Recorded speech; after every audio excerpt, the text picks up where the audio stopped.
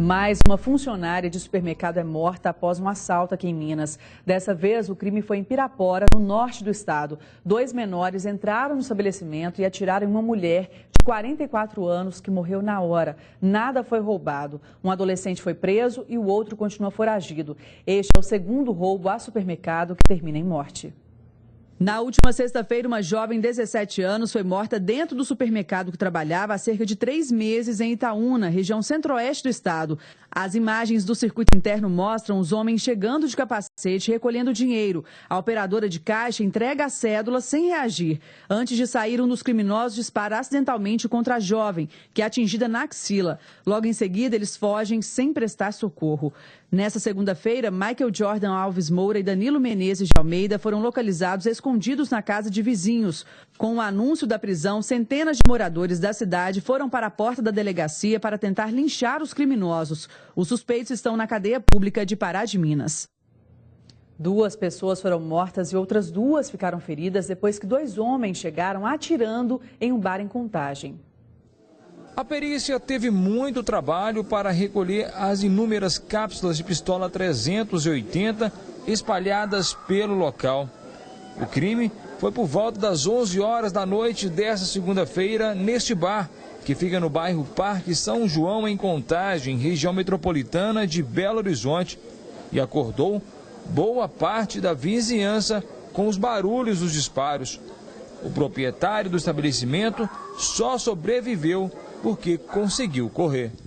Tiroteio, eu corri. Eu não vi ninguém que é. Estava tudo encapuçado. As 4 vítimas estavam bebendo quando os homens encapuzados chegaram atirando. Foram vários disparos. 2 morreram no local. Uma mulher e um outro homem de 24 anos foram socorridos para o hospital regional aqui de Contagem e não correm risco de morte.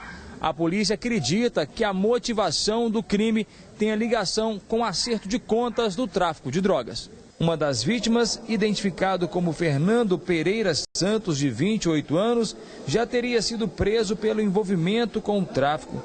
Os suspeitos do crime fugiram a pé pelos becos e não foram localizados e nem identificados. Aparentemente eles vieram por executar esse rapaz. Aí, como os outros estavam próximos deles, ele também veio a ser alvejado.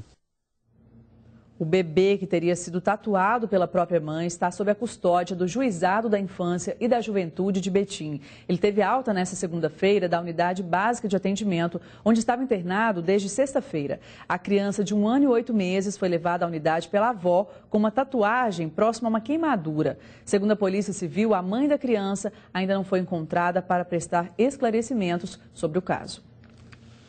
Foi preso em flagrante o suspeito de cometer uma série de assaltos a taxistas em Belo Horizonte.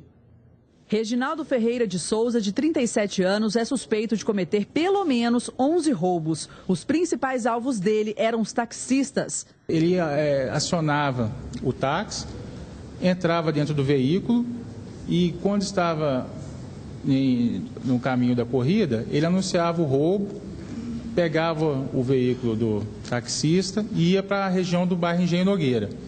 Nisso a vítima ficava, ou ele levava ela no porta-malas, ou ele abandonava ela no local. Segundo a investigação, Reginaldo não se intimidava na hora de cometer os crimes. Ele atacava as suas vítimas durante a madrugada e durante o dia também. Era uma questão de ocasião. Aparecia uma oportunidade de praticar o roubo, o Reginaldo ele atacava. Sempre violento, o assaltante, que já ficou 12 anos preso, aterrorizava as vítimas durante as corridas. O Reginaldo, ele se mostrava um cidadão muito violento. Ele praticava o terror com suas vítimas. Ele colocava a faca no pescoço, colocava a faca no peito, cortava os braços, dava estocadas e as vítimas ficavam aterrorizadas com o modo que ele agia. Os produtos roubados dos taxistas eram usados para manter o vício em drogas. Ele pegava os valores, objetos do taxista, telefones celulares, GPS, e acreditamos que ele trocava esses bens por pedras de crack. A polícia agora investiga se Reginaldo cometeu outros crimes, além dos 11 assaltos. A executiva estadual do PMDB se reuniu hoje e eu sei que foi uma reunião tensa. Carlos Lindenberg, alguma novidade? Boa noite. Boa noite, Monique. Não, novidade de fato não, mas foi uma reunião tensa. Por quê? Porque o presidente do PMDB, o Antônio Andrade, reassumiu o posto e ele tem uma posição clara com relação à coligação do PT do PMDB com o PT. Diante disso, essa posição definida, evidentemente que criou um mal-estar. Por quê? Porque há 3 correntes dentro do PMDB. Uma pela candidatura própria, uma pela coligação com o PT e uma pela coligação com o PSDB. Mas surgiu alguma novidade aí nessa tensão toda? Na verdade, o que houve foi o seguinte, uma decisão para que o programa do partido, agora do dia 28, possa ser uma miscelânea. Poucos deputados estaduais vão fazer o seu pronunciamento com críticas fortes ao governo do Estado e com saindo para o embate com o PSDB. Enquanto o Clésio Andrade vai surgir para fazer a defesa da candidatura própria. Ou seja, um vai morder e o outro vai soprar. E até quando, então, essa indefinição vai continuar? Isso vai até junho, até o final de junho, quando, então, haverá o prazo para as convenções partidárias. É possível que está difícil, porque as alas estão muito bem definidas com relação às teses que estão defendendo. Tudo pode mudar, então, até junho, né? Pode mudar, sim. Na verdade, o que parece mais apropriado, mais encaminhado, é a coligação com o PT. Mas o está